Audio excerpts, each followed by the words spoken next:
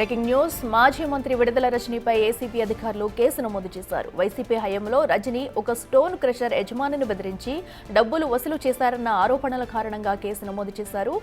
బాధితుడు కూటమి ప్రభుత్వం అధికారంలోకి వచ్చాక ఫిర్యాదు చేయడంతో విడుదల రజనీని అప్పటి రీజనల్ విజిలెన్స్ అధికారి జాషువాపై కేసు నమోదు చేసి దర్యాప్తు చేస్తున్నారు. ఈ కేసులో A1 గా రజనీ, A2 గా జాషువాను చేర్చారు.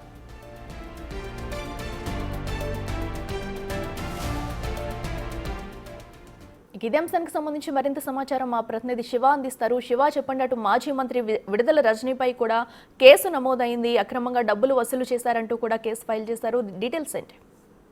మొత్తం చూసుకుంటే విడుదల రజనీ వైఎస్ఆర్సీపీలో ఆరోగ్య శాఖ మంత్రిగా పనిచేసిన విడుదల రజనీపై కూడా ఏసీబీ అధికారులు కేసు నమోదు చేసి దర్యాప్తు చేస్తున్నారు. వాస్తవానికి 20 రోజుల క్రితమే రజనీపై కేసు నమోదు చేసేందుకు అధికారులు సిద్ధమయ్యారు. అయితే ఆమె మాజీ మంత్రి, అలాగే ఒక ఐపీఎస్ అధికారి దీంట్లో నిందితులుగా ఉన్న నేపథ్యంలో గవర్నర్ అనుమతి కోరుతూ కూడా గవర్నర్ కి లేఖ రాశారు. గవర్నర్ నుంచి అనుమతి రావడంతో నిన్న సాయంకాలం విడుదల రజనీ, అలాగే అప్పటి ఐపీఎస్ అధికారి జాషువా, అలాగే విడుదల రజనీ మరిది గోపీనాథ్, పిఏ రామకృష్ణాలపై కూడా A1, A2, A3, A4 గా కేసులు నమోదు చేశారు. దాదాపుగా 220 కోట్ల రూపాయల 2,20,00,000లకు సంబంధించి బలవంతంగా బెదిరింపులకు పాల్పడి అక్రమాలకు పాల్పడ్డారని చెప్పి కూడా ఆరోపణ రావడం జరిగింది. బాలాజీ స్టోన్ కర్షన్స్ వారిని బెదిరించారని చెప్పి ఫిర్యాదులు వచ్చాయి. దీంట్లో దాదాపుగా అప్పట్లో విజిలెన్స్ ఎస్పీకి 10 లక్షలు, ఆమె పిఏ రామకృష్ణకి 10 లక్షలు, అలాగే ఆమె మరిదికి సంబంధించి 2 కోట్ల రూపాయలు దాకా ఇచ్చినట్లు కూడా ఆరోపణలు వచ్చిన నేపథ్యంలో ఈ కేసుని సమగ్రంగా విచారణ చేయాలని చెప్పి ప్రభుత్వం విచారణకు ఆదేశించింది. ఇప్పటికే విజిలెన్స్ మానిటరింగ్ కమిటీ విచారణ పూర్తి చేయడంతో ప్రభుత్వం ఏసీబీకి బదలాయించింది. ఏసీబీ ఇప్పటికే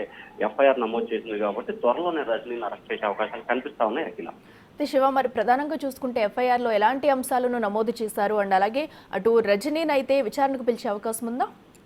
ఖచ్చితంగా ఈ వ్యవహారానికి సంబంధించి కూడా కూటమి ప్రభుత్వం అధికారంలోకి వచ్చిన తర్వాత ఆమెపై ఇప్పటికే కొన్ని కేసులు కూడా నమోదైన పరిస్థితి కనిపిస్తుంది. సో వీటికి సంబంధించి కూడా ఎఫ్ఐఆర్ లో ఏదైతే బాలాజీ స్టోన్ కర్షన్స్ కి సంబంధించిన యజమానులు ఫిర్యాదు చేశారో ఆ ఫిర్యాదు చేసిన అంశాలను ఎఫ్ఐఆర్ లో నమోదు చేశారు. ఎఫ్ఐఆర్ ను బేస్ చేసుకుని కూడా ఈ 2-3 రోజుల్లో ఖచ్చితంగా కూడా విడుదల రజనీని, ఆమె మరిది గోపిని, ఎస్పీని, జాషువాని విచారణకు పిలిచే అవకాశం అయితే కనిపిస్తా ఉంది. అఖిల, రైట్ శివ, థ్యాంక్ యూ.